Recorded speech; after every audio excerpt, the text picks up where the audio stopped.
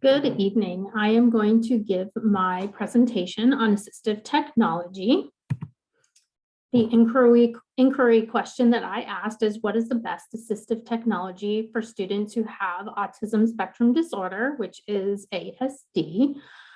I looked into low-tech assistive technology, mid-tech assistive technology, and high-tech assistive technology.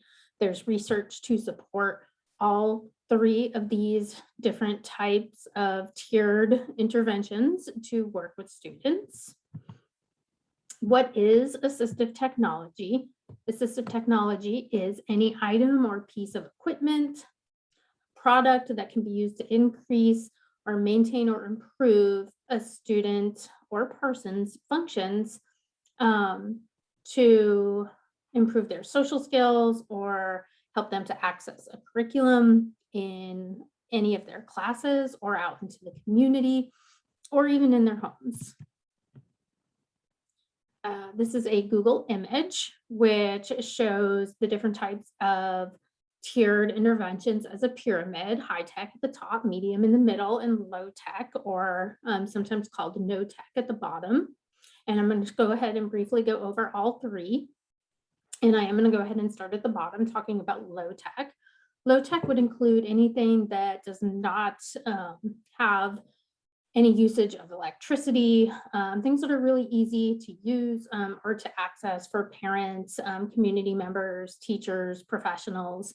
For example, maybe a weighted vest for students who have ASD that might struggle with sensory issues, or maybe even manipulatives to put over the pencils so that students who have fine motor struggles can have better access to using something as small as a pencil. Mid-tech is anything that might be, something easy to operate. Could include things that use batteries, maybe not. Sometimes those might include visual timers that you can use in the classroom or at home, or any type of social skills videos as well that might help students to learn skills, to practice their social skills out in the community or across a school setting as well. Or high tech.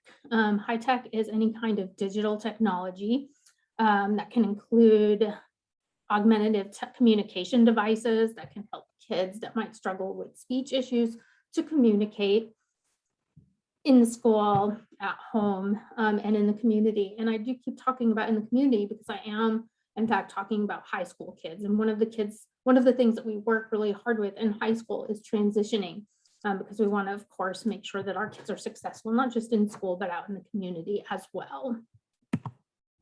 So how can assistive technology help high school students who have ASD?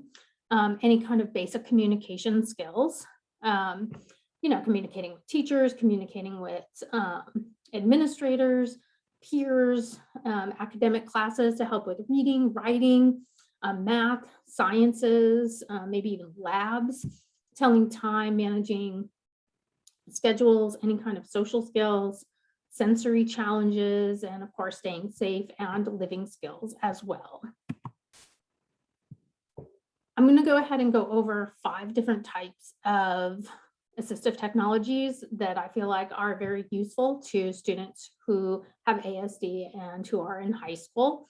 One of them being visual schedules. Visual schedules are very, very effective and very simple to make and to generalize across settings as well. It's helpful for students to communicate any upcoming activities, events, using something as simple as pictures, icons, photographs. They're relatively easy to communicate, and teachers can easily implement them. Another successful assistive technology is PECS, which is a picture exchange communication system, and that was developed in 1985. That seems like quite a long time ago, so of course it has come a long way since then. And it is something that is very, very simple to implement. It consists of creating pictures.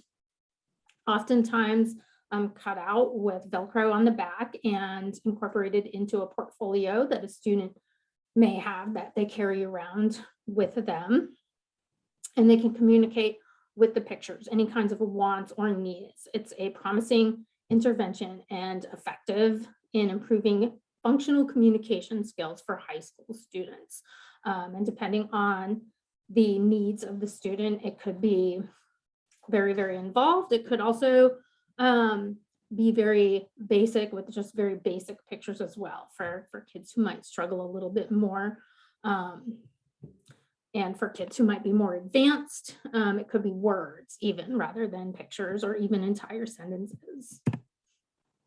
Another successful assistive technology are sound blocking headphones. Auditory issues can affect students who have ASD. There may be a hypersensitivity, sensory processing issues with students who have ASD. And sound blocking headphones can in fact help to block out all of that external noise so that they'll be enabled to participate when they are in loud environments and could potentially be overstimulated by sounds around them. So they are very, very effective for students that have ASD, especially in a very loud high school setting, which often it can be, especially during pep rallies. That is definitely one struggle that we have at our school in particular, where students can become overstimulated, and the sound blocking headphones are a huge, huge help in those scenarios. Text to speech is a fantastic assistive technology. It's a writing support software that can assist students to express themselves. It can be technology that will read out loud to students, any type of PDF document or Word document, Google Doc, to help to access that information. Sometimes it will highlight the text as it reads, and it is very, very simple to use. As a matter of fact, we at our school all have software in our county issued devices to help all of our students, not just students who have disabilities. So I find that, sometimes assistive technology that was made with people who have disabilities in mind is actually accessible to everyone. And what a wonderful thing that is. It's very, very helpful. Another assistive technology device that can be very helpful is a voice output communication aid. I had a lot of experience with this with a student of mine who graduated last year. It is a voice output communication aid. It's also called a speech generating device. And it is very effective for students who struggle with speech, or a student who maybe has just limited speech, or even a student who is completely nonverbal. It's technology that can produce a synthesized or digitized voice for the user. Is amazing for students who are in high school settings. The particular student that I referred to did have a one-to-one para who we referred to as his communication partner, because she was trained to use a voice output communication aid with him. And he was able to not just get his academics done, but also to, kind of joke around with his peers in the class. And he was able to just successfully, be a part of what was going on in the classroom at all times. And that was really wonderful to see, because the student was mostly nonverbal. And, he just had so many thoughts and so many things that he wanted to share. And it's wonderful to see assistive technology help him in the way that it did. How do people decide on assistive technology? It is a process, typically beginning with an IEP. The team will meet and discuss whether or not assistive technology may in fact be helpful to a student. An assessment process will begin, and during that process, each team member will provide input on how that student functions in the class and what may in fact be beneficial for that student. And then once the team has a clear idea of what the student's needs are, they'll look at assistive technology options. And then after the AT assessment has been completed and recommendations have been made, the team will start to formulate a plan to implement assistive technology. And that assistive technology, of course, will be generalized across settings for that student. The student may, in fact, need to be trained using that assistive technology along with the professionals who will be working with that student as well. I did go ahead and read 2 articles. So I went ahead and summarized them. One article by Posada Garcia, AL, discussed how many students with autism spectrum disorder and other disabilities use assistive technology. And they argue that assistive technology consists of different devices with different levels, as I discussed earlier, and that there should be an implementation plan to help teams think through how they should decide what devices may in fact be best for that student and how to implement them. And likewise, Silva and Teixeira discuss how the area of assistive technology can help with students doing simple tasks as eating, with mobility, with communication, access to a community, to community functions, a community,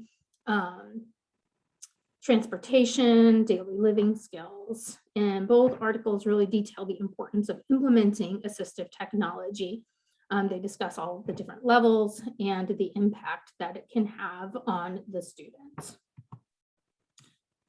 The following 2 slides are all of the references that I used in this presentation. I did go ahead and read quite a bit about different types of assistive technologies. And that is it. That is my presentation.